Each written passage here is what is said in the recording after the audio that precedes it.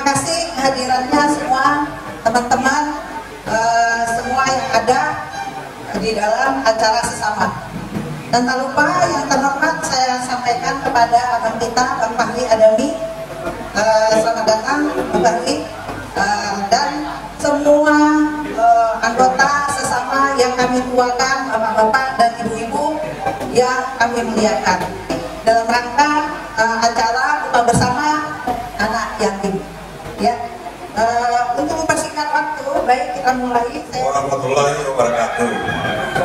Saya hormati para pembina, penasehat, abang-abang, kakak-kakak semua. Saya berterima kasih kita bisa datang berkumpul bersilaturahmi dalam acara buka puasa bersama.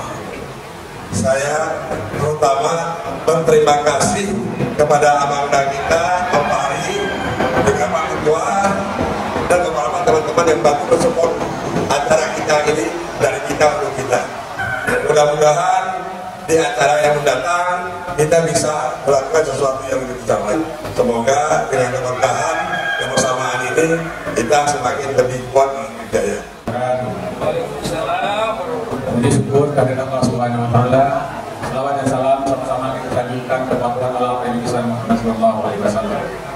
Alhamdulillah, pada sore menjelang maghrib ini kita bisa berkumpul pada tempat yang mulia ini di Kasar Baru. Tidak lain, yang utama kita akan melaksanakan buka puasa bersama.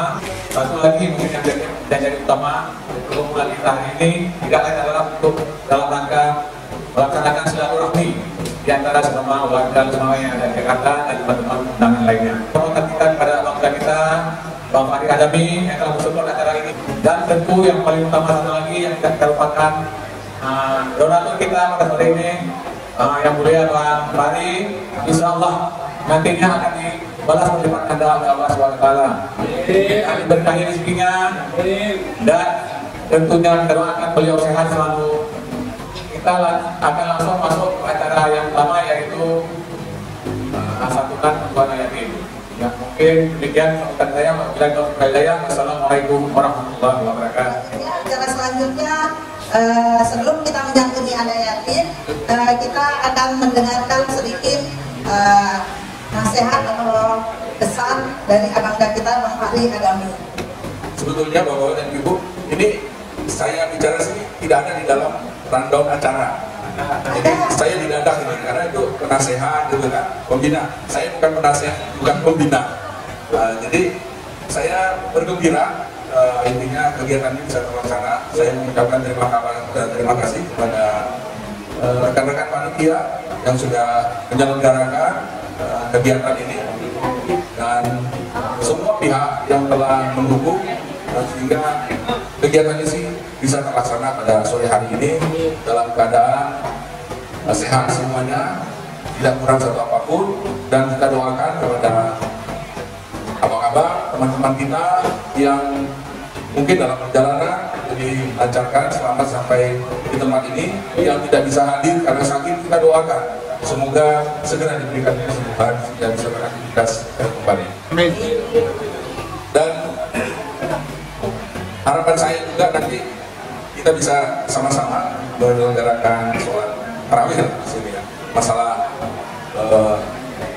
berapanya ya silakan, masing-masing 8 mau yang penuh. Kemarin saya di Condet itu sandinya itu kubur Pak, wah berapa ternyata cuma 1 ya, itu juga saya saran. Tapi mudah-mudahan nggak sampai soal itu, kita bisa ngobrol juga selesai tarawih, karena nggak sampai selesai tarawih terus pulang, nanti silaturahim ini tidak terjadi di antara kita semuanya. Itu saja dari saya. Terima kasih kepada teman-teman panitia yang sudah menyelenggarakannya, dan terima kasih juga untuk ibu-ibu dan bapak-bapak semua, adik-adik yang sudah berkenan hadir pada sore hari ini. Wabillahi taufiq wal hidayah. Wassalamualaikum warahmatullahi wabarakatuh.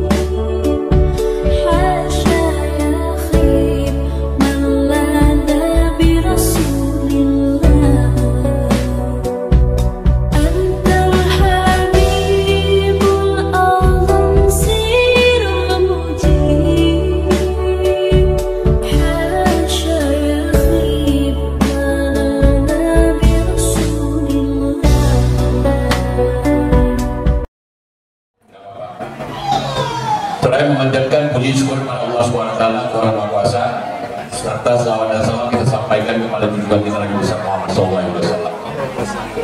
Rekan-rekan sekalian, adik-adik, abang-abang, sepertinya ini abang saya paling tua. Saya 81, umurnya mendekati 63. Adik-adik sekalian, general election atau pemilu sudah selesai. That's mean artinya apa? Tidak ada lagi kiri, kanan, 1, 2, 3, tidak ada lagi. Close books. Oh, ada proses lagi karena belum selesai. Apakah sah dan tidak sah? It's not our matters. Bukan masalah kita. Jadi kepada adik-adik sekalian, ibu-ibu sekalian yang selama ini tegur sapa sudah nggak mau lagi karena pilih A, pilih B, pilih G, lalu kemudian siapa pun tak mau. Nggak ada urusan sebenarnya. Terus apakah orang Aceh sana semua makmur semua? Oh, no way.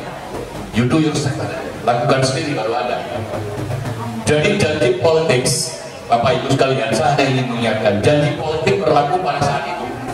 Ketika dia berharapkan sesuatu, they need some support katanya. Butuh supporting, dia bantu. Begitu dia selesai, tak dulu banyak lain pikirkan. Setiap kekuatan yang besar menghancurkan yang kecil. Setiap diberi kesempatan kepada orang seluas-luasnya melakukan kejahatan seluas-luasnya. Karena makin banyak dikasih kewenangan itu, kekuasaan makin banyak di otaknya melakukan kejahatan. Itu Dewi bukan saya bilang, hasil riset. Nah kemudian berangkat Pak, ini juga perlu diketahui, hasil penelitian Lombroso mengatakan perangai orang itu dari perilaku dan wajah Pak. Wajah bengis, berotot, jelek, perilakunya jelek. Nah ini yang merasa jelek, sekarang malah kita poles Pak. Ibu-ibu pledging, smoothies, segala macam silakan, memutihkan diri ya silakan. Mengatakan memang hasil penelitian ke semua penjara, postur muka jelek, berotot, kaku, orang yang nggak jelas, nggak tertib, jahat. Itu hasil survei teliti Pak, risetnya ini apa? Jadi Bapak Ibu sekalian, the politics already finished. Now we are prepared support siapapun yang jadi. Kita tinggal inside of the Indonesia, kita tinggal di Indonesia. Senang dan tidak senang siapapun presiden sudah terpilih. Terutama kita, we come from Aceh Pak. Kita datang di sini pendatang Pak. Apakah newcomer atau oldcomer? Pendatang lama, pendatang baru, sudah pendatang. Kita tinggal di Java Island, di Pulau Jawa Pak. Yang pertama dilihat Pak, kita dari mana? Budaya kita apa? Kalau kita sudah bikin primordialis, sempit, berpikir saya harus dengan Bapak itu, semua penggila Pak. Ada duit, jadi kagak ada duit tinggal. Aceh seperti itu kendalanya. Coba bayangkan Pak, kerja tidak ada, hobi di kafe-kafe, berangkatnya jam 10 pagi, pulangnya jam 2 malam. Yang terjadi apa? Pembodohan. Kerja tidak ada. Sudah gitu diskusi jangan teman-teman yang parkir banyak sana. Yang tidak ke Jakarta di luarnya, oh kalau saya dari ini saya akan bikin begini, kalau saya jadi. Artinya apa? Perlu adik-adik Bapak Ibu sekalian. Sekarang ini yang kita bina Pak, bukan hanya di sini, di komunitas Aceh di Jakarta di Soki. Pertama well educated Pak, pasti. Kehidupannya nyaman, ya kan? Pertemanan kita dengan orang-orang yang intelektualnya bagus. Itu kan tidak bagus. Yang terjadi apa Bapak Ibu sekalian? Di Aceh kita lihat sekarang siapa yang dapat nanti ke depan, siapapun dia, apa legislatornya yang akan menjadi legislatif, silakan. Tapi Aceh pikirkan Pak, jangan hanya 5 tahun saja dipikirkan Pak, itu satu. Kemudian DPD Pak, DPD itu Pak kalau di Amerika namanya senator Pak. Senator aja kalau 5 senator ngomong presiden bisa turun Pak. Kalau kita, senator kita nyanyi Pak, misalnya mungkin. Saya tidak bilang hanya di Aceh, di semua mana senator, Cikomeng senator sekarang Pak. Itu senator Pak, kalau senator orang paling pintar di wilayahnya mewakili masyarakatnya Pak. Aceh kalah. Haji Umar sekarang, Haji Umar paling hebat Jakarta. Jadi mewakili orang Aceh untuk ke Jakarta, we talk everything about inside of Aceh Pak. We bring Pak, the problem from Aceh, bawa ke Jakarta sono. Sampai Jakarta digodong. Ada Pak Ardian, kalau tunjukkan. Ini saya ada nggak orang tokoh Aceh paling hebat di Jakarta yang ngerti Aceh dan mau ke Aceh? Ada. Tapi yang tokoh atau kita tokohkan mana sekarang sambutannya? Nggak ada Pak, siapa sambutannya? Dulu ada Markam, Sekarang ada Surya Paloh yang dipadatkan di Medan pada di Aceh. Saya bukan menjelekkan beliau, saya memang melahirkan di Medan, kan besarnya di Medan. Siapa lagi Pak? Bahkan almarhum sudah makam lewat. Ini kan zaman kumpulan. Capek juga beliau sangat difoto masjid sana masjid itu, di masjid ada batasannya. Ya ada banyak. Itu kelebihan beliau yang bisa ikut mana-mana. Sekarang pertanyaan saya, ada nggak tokoh Aceh yang bisa merekatkan kita semua? Tidak hanya we are talking about only money Pak, tidak uang aja. Ada masalah saya didatang itu tidak. Ini, mari kita berpikir komprehensif. Saya dulu sudah bilang sama Pak ini, mana yang bagus kita ambil. Bukan nanti kalau saya belum-belumkan persatuan ini nggak jadi ketua, kan bisa. Ketua kan kita yang takut Pak. Ketua satu, ketua ketiga, ketua satu bagian cat dinding, ketua dua bagian cat sakit itu bisa diatur. Nggak ada terus sulit sebenarnya. Tetapi kalau masing-masing berjalan, oh saya ini punya kepentingan situ, silakan. Apa sekarang kepentingan Pak? Bikin suasana kepentingan yang ada musibah, betul nggak? Ada yang meninggal, ya kan? Ada yang sakit, ada yang bersekolah.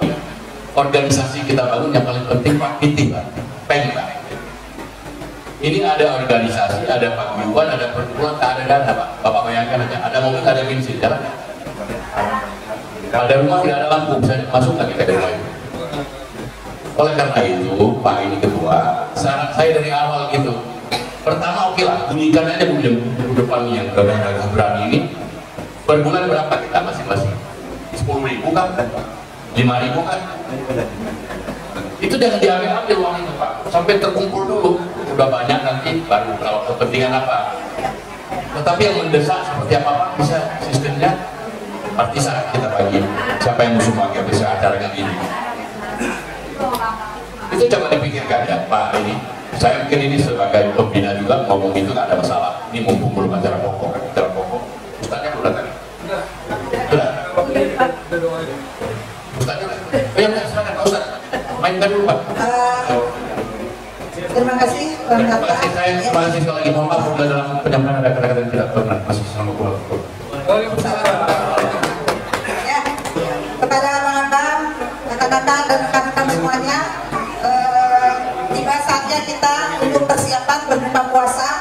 Jadi untuk persiapan berbuka puasa, saya minta kepada abang-abang, kakak-kakak dan rekan-rekan semua ada di atas, dari pintu sini ke atas.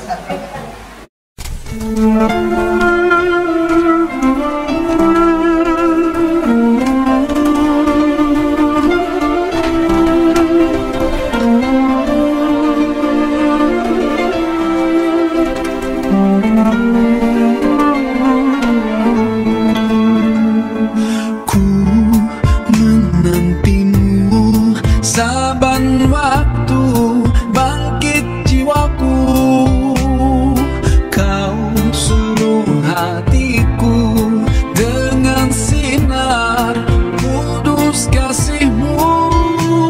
Ku harapkan terus bersamamu selamanya.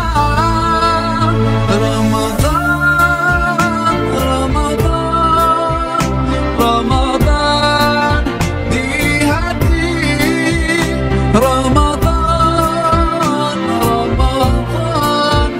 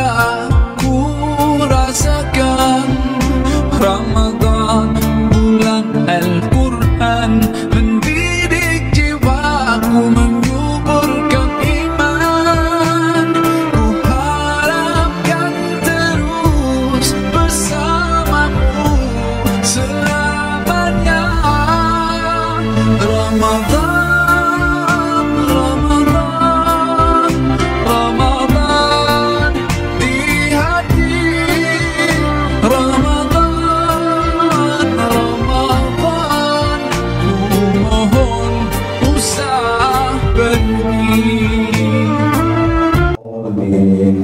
Amin amin ya rabbal alamin. Sekali lagi saya selaku Ketua Tasawuf mohon maaf atas keterlambatan hadirnya Ustaz untuk tausiah pada sore tadi. Sekali lagi kami mohon maaf lebih dan kurang. Wassalamualaikum warahmatullahi wabarakatuh. Sebelum kita sholat tarawih kita tausiah singkat sebentar ya Bapak Ibu. Assalamualaikum warahmatullahi wabarakatuh. Alhamdulillahirabbil alamin wassalatu wassalamu ala sayyidina Muhammadin wa ala alihi wa sahbihi ajma'in. Allahumma shalli wa sallim ala sayyidina wa maulana Muhammadin wa ala alihi wa sahbihi ajma'in. Amma ba'd. Syukur kepada Allah Subhanahu wa taala, selawat bermahkota dan salam kepada Rasulullah sallallahu alaihi wasallam dan kepada ahli dan para sahabatnya. Ta'zim wa takrim saya terutama sekali kepada ayahanda kami yaitu Bapak Isran Abbas. Mohon maaf Ibu, Bapak, perlu kami perkenalkan bahwa kami ini dari anggota NIDA. NIDA ini dari Samalanga. Jadi makna NIDA adalah menyeru. Jadi kami ini datang ke Jakarta untuk membuka relasi agar kami ini bisa bagaimana berinteraksi dengan masyarakat ke depannya insyaallah. Dan alhamdulillah seketika kami sampai di Jakarta, kami disambut hangat oleh orang tua kita, bapak kita yaitu Bapak Isran Abbas. Beliau merupakan tangan kanan dari Abu Mudi, yaitu ketua besar Tasnafi yang berada di Jakarta Raya, alhamdulillah.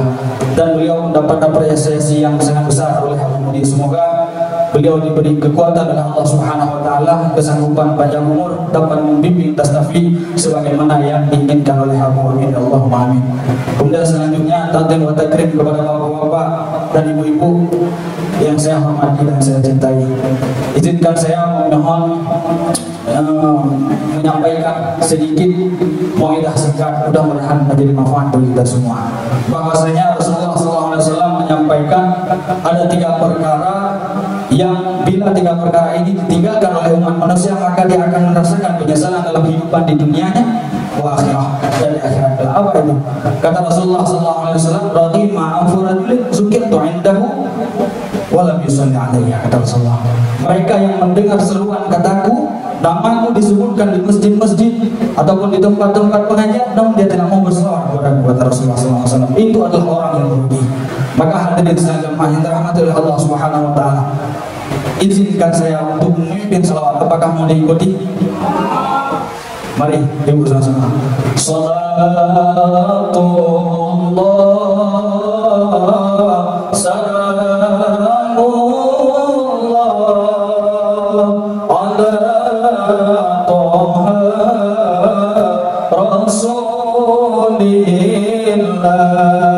Rasulillah. Salatullah salamullah ala Yasin Habibillah. Salatullah salamullah ala Toha Rasulillah. Salatullah salamullah